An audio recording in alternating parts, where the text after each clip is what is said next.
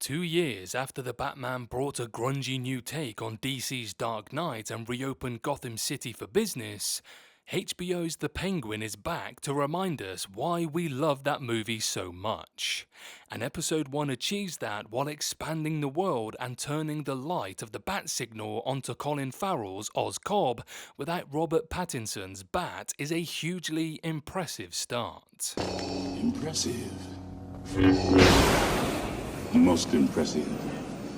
The Penguin episode 1 takes up a week after the Batman's explosive ending, with the Falcone mob family picking up the pieces from the death of Carmine Falcone.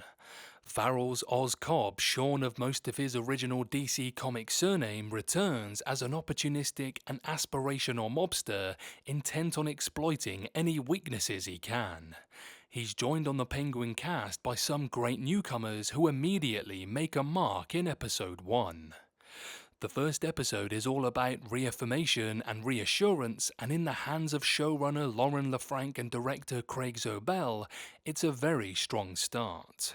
On the back of the season opener, there should be few concerns about the trajectory of the rest of the season.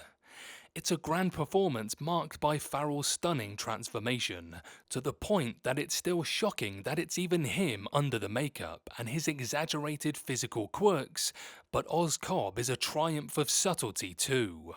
Hidden under layers of prosthetics and padding, Farrell is forced into using his eyes more, and with the slightest of looks, he reveals everything about Oz beneath the surface. Ta-da! Like The Sopranos, which is inevitably impossible to overlook as a comparison piece, the Penguin immediately sets out to get under the skin of its tough guy lead. In both Tony Soprano and Cobb, we're presented with the idea about performative machismo and the contradiction of what's behind them.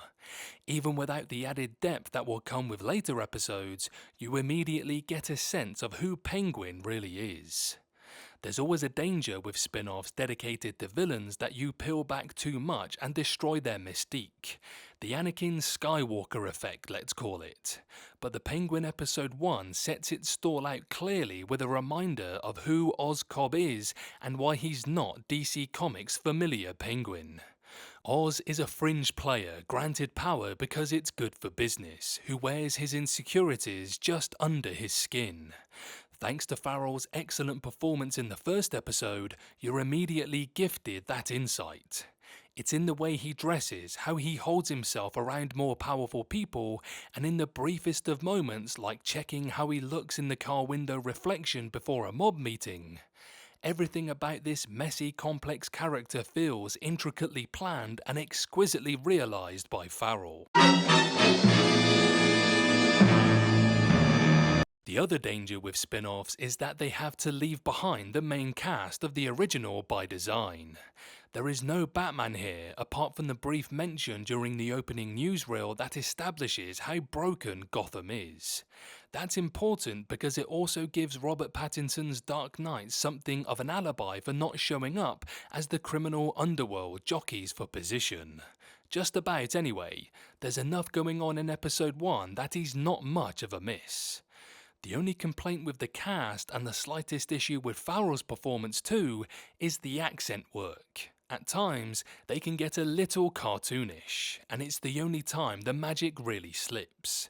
For Farrell, it's just about covered by the fact that Oz is projecting, performing into it, but O'Connell's Frances Cobb, his mother, exaggerates a little too much.